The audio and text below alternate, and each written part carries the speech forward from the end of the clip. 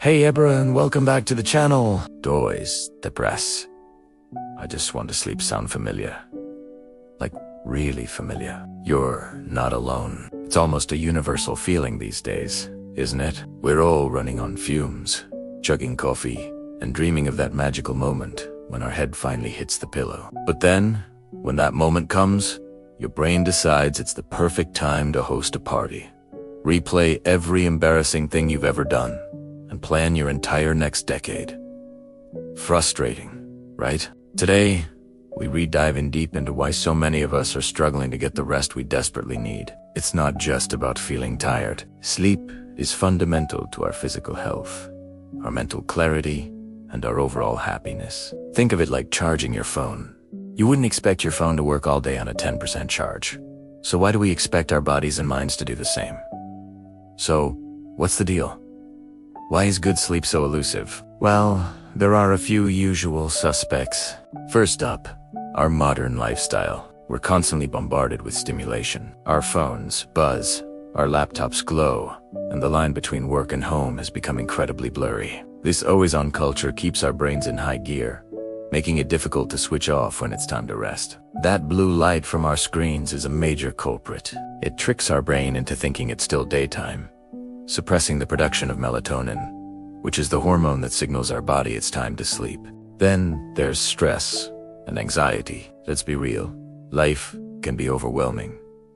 Worries about work, family, finances, ... They don't just magically disappear when you turn off the lights. In fact, the quiet of the night can often amplify them. Your body's stress response, the fight or flight mode, is designed for short-term threats, but when we're chronically stressed, it stays activated, pumping out cortisol and adrenaline, which are the complete opposite of what you need for a peaceful slumber. Our daily habits play a huge role, too. That late afternoon latte. Caffeine has a surprisingly long half-life, meaning it can stick around in your system for hours, long after you've finished the cup. Same goes for that glass of wine you think helps you relax. While alcohol might make you feel drowsy initially, it actually disrupts the quality of your sleep later in the night, especially the deep, restorative stages. Even our diet matters. Heavy, spicy, or sugary meals too close to bedtime can cause indigestion and blood sugar spikes that interfere with sleep. And let's not forget the importance of a routine. Our bodies thrive on consistency. We have an internal clock, the circadian rhythm, that regulates our sleep-wake cycle. When we go to bed and wake up at wildly different times every day, we're essentially giving our internal clock jet lag without ever leaving home. This makes it harder to fall asleep when you want to and harder to wake up feeling refreshed. So, we've identified the problems. Now for the good part, the solutions. The great news is that you have the power to reclaim your nights. It's not about finding one magic pill, but about building a collection of small, positive habits that create a powerful foundation for great sleep. This is what we call sleep hygiene. Let's start with your environment. Your bedroom should be a sanctuary for sleep. That means it needs to be cool, dark, and quiet. Invest in some blackout curtains, an eye mask, or earplugs if you need to. Banish the clutter. A messy room can contribute to a messy, anxious mind.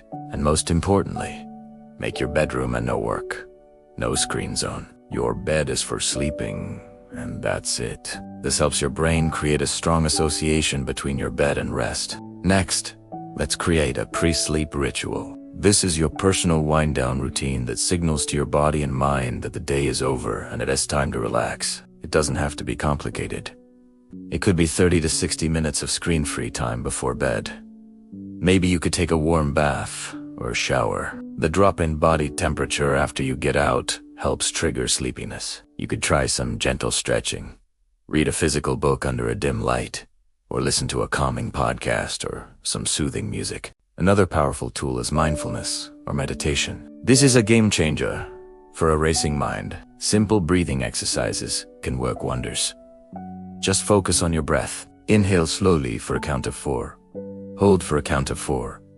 And exhale slowly for a count of 6. Repeating this for a few minutes can calm your nervous system and pull you out of that cycle of anxious thoughts.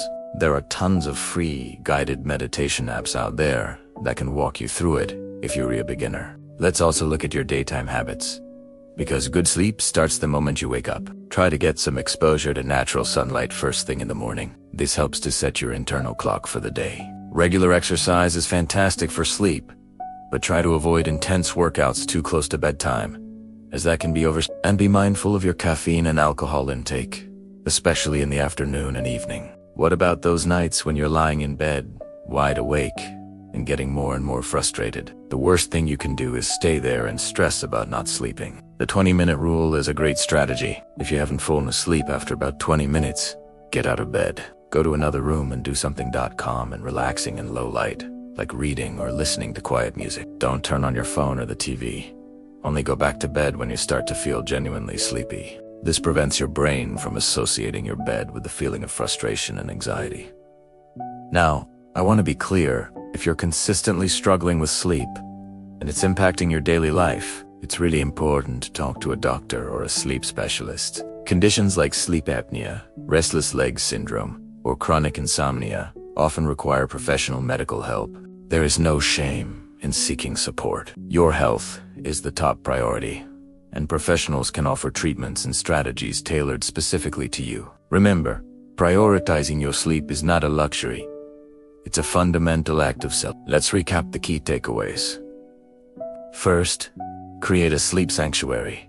Cool, dark, quiet, and screen-free. Second, establish a relaxing bedtime routine to wind down. Third, manage stress with techniques like deep breathing or meditation.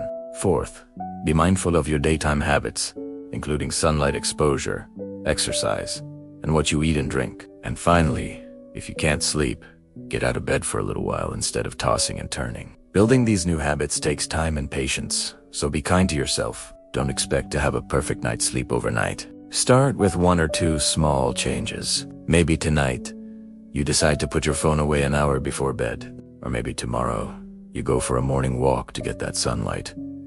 Every small step is a victory. You are retraining your brain and body, and that's a process. Think about the amazing benefits waiting for you on the other side of a good night. Sleep, more energy, a better mood, a sharper mind, a stronger immune system. You deserve to feel your best, and it all starts with giving your body the rest it's craving. You can move from just saying, "I want to sleep," to actually getting the deep, restorative rest you need. Thank you so much for watching today. I hope you found these tips helpful. What's one new habit you're going to try to improve your sleep?